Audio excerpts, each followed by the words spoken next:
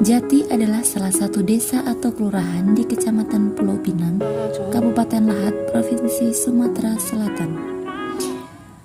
Kabupaten Lahat memiliki 24 kecamatan, 18 kelurahan, dan 360 desa dari total 236 kecamatan, 386 kelurahan, dan 2.853 desa di seluruh Sumatera Selatan.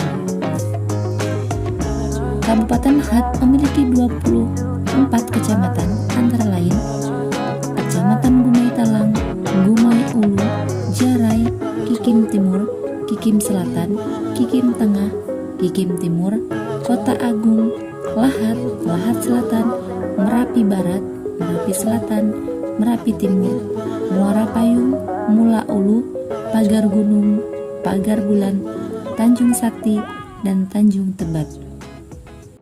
Sejarah Jembatan Gantung. Jembatan gantung ini berada di Desa Jati, Kabupaten Lahat. Jembatan gantung ini merupakan sarana penghubung antara desa ke sawah atau ke kebun warga setempat.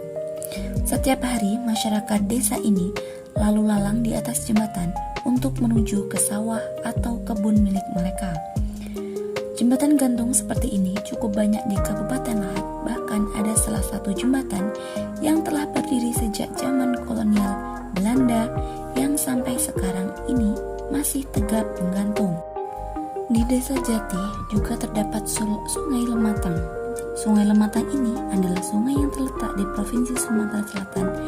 Sungai ini dikenal sebagai salah satu batanghari 9 atau 9 sungai besar yang mengalir di Sumatera Selatan.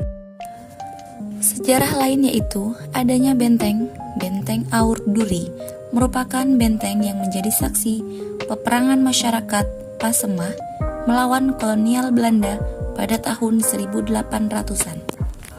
Pada masanya, Benteng Aur Duri merupakan benteng pertahanan yang sangat sulit ditaklukkan pasukan Belanda. Panjangnya mencapai lebih kurang 1 km dengan kedalaman lebih dari 2 meter. Hanya saja, kedalaman benteng ini sekarang sudah berubah dan lebih dangkal akibat timbunan tanah dan faktor alam.